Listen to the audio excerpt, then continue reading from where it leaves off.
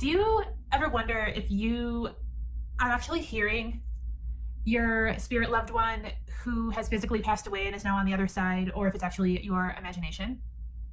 Do you wonder, or are you curious about what it's like to hear spirit?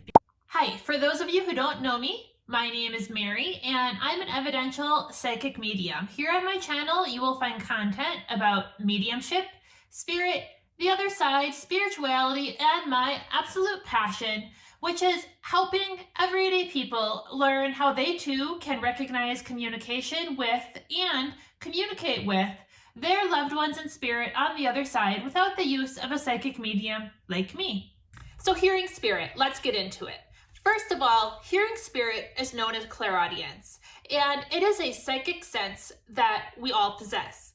Clairaudience literally means clear hearing. And clairaudience occurs in two ways. There's objective clairaudience and subjective clairaudience. Objective clairaudience is the more rare form of clairaudience, and this is when we hear a spirit loved one with our physical ears. In other words, we hear them outside of ourselves in the room with us. For example, we may hear them say a single word, such as hello, or a word like love, or we may hear them say our name. It doesn't happen often, but it does happen. Clairaudience happens more often when we're working with our own loved ones than it does when a psychic medium is working with a spirit person of a client. Clairaudience also does not need to be just spoken words. Clairaudience can often be music, other types of sounds or noises, such as feeling as though you are listening in on a concert, or like you are listening in on a baseball game, for example, a little league game, or a basketball game in a arena, for example. Or you could feel as though you're at a church service. Pretty much anything you can think of could occur via objective clairaudience. Objective clairaudience could also be with multiple voices, such as you could feel as though you are an outsider listening in on a conversation between 2, 3, maybe even 4, 5, or 6 different voices. And what I have found with objective clairaudience is that it most often occurs at night. This is how it happens with me and how it has happened with many of my clients and students and social media followers who have messaged me. And when I say it happens most often at night, I don't mean at night when we're sitting around watching TV. I mean at night when we are laying in bed, getting ready to fall asleep. The reason that objective clairaudience happens most often at this time of day is because it is when our human mind is the quietest.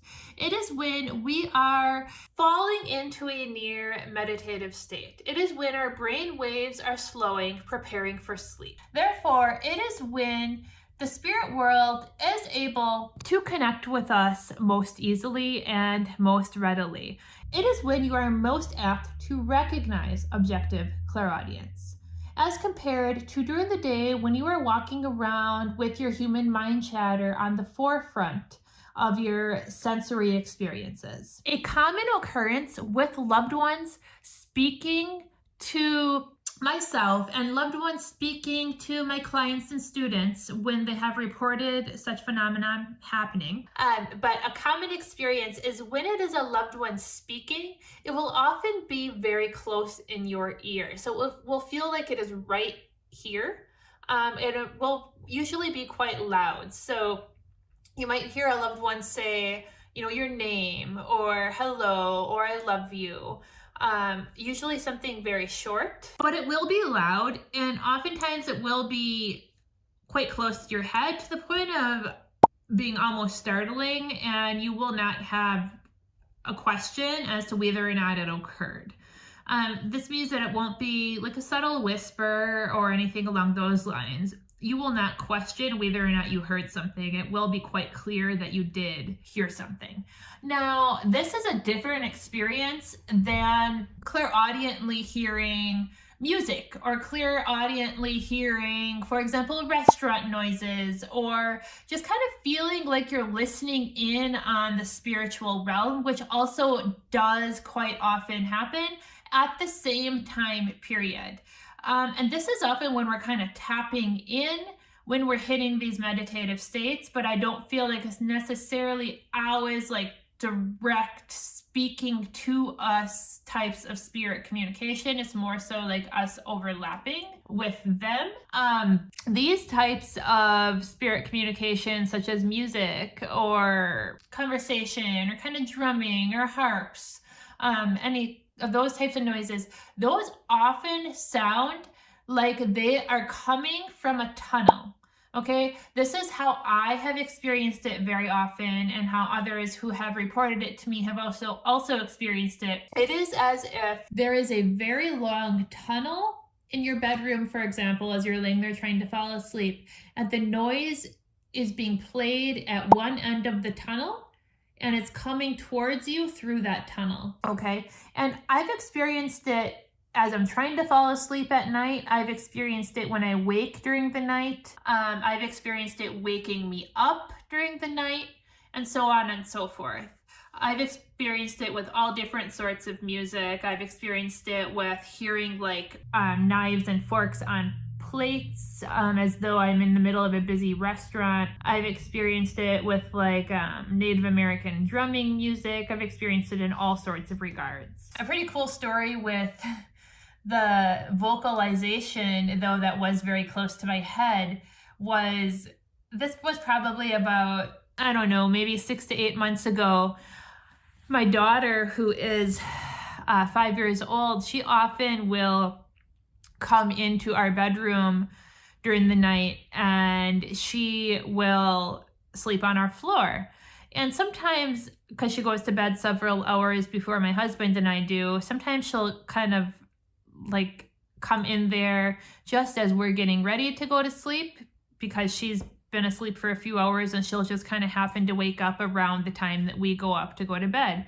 So one night she had done that. My husband and I had just gone upstairs, and we're brushing our teeth and getting ready to go to bed, and she just so happened to wake up and come and get herself ready and get settled on our bedroom floor just as we were getting ready to go to bed. So I hadn't been to sleep yet. And she was kind of messing around and not really settling down or going back to sleep as she should have been. She was kind of misbehaving a little bit. It was probably about 10:30, 11 o'clock. And our, bedroom light was off. We were all wanting to go to sleep, or we were supposed to be going to sleep. And so I'm like, Sullivan, her name is Sullivan. It's Sullivan, stop it. It's time to go to bed. It's time to go to bed. Stop messing around. It's time to go to sleep now. Or go back to sleep, I should say. She had been asleep previously. And I was getting agitated because I was tired and I wanted to go to bed. I wanted to go to sleep for the night. And clear as day, like super loud in the bedroom from next to me, this voice is like, Sullivan, stop it.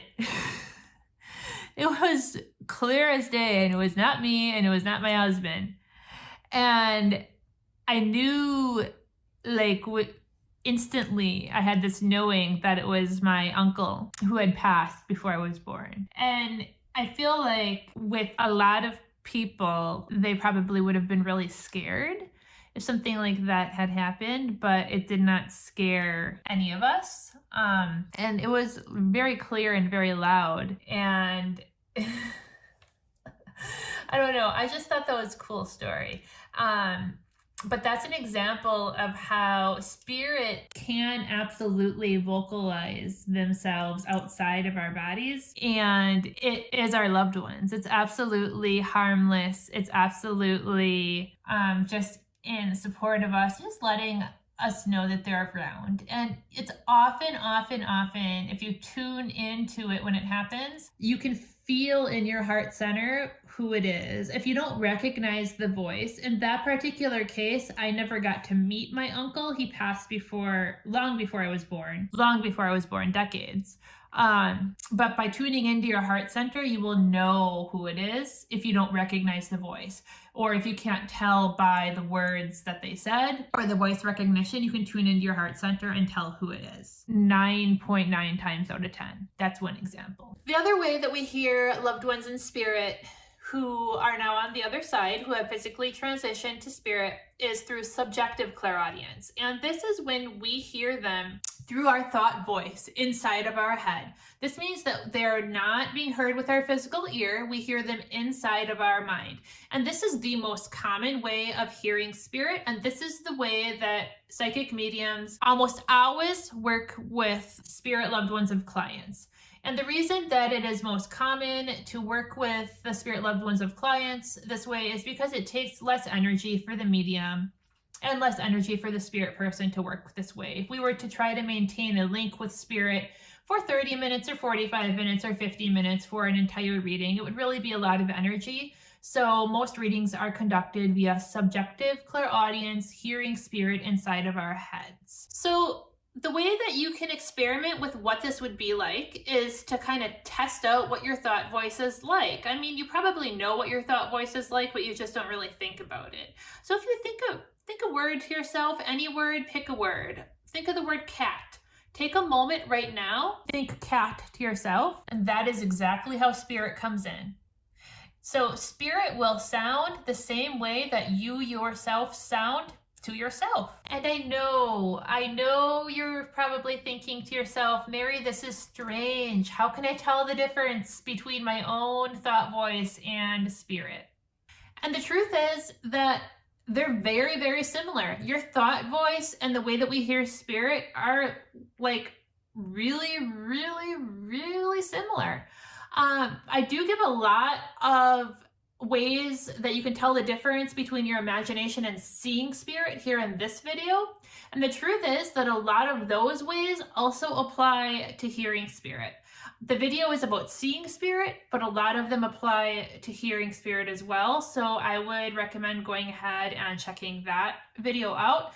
If you would like me to make a video about specific ways to tell the difference between hearing spirit and telling that difference from your own imagination, let me know in the comments below, and I'll definitely add that to my list for future videos.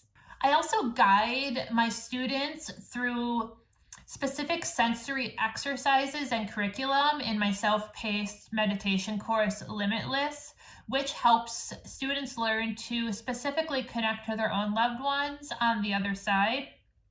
I'll link that in the description notes below if that is something that you're interested in.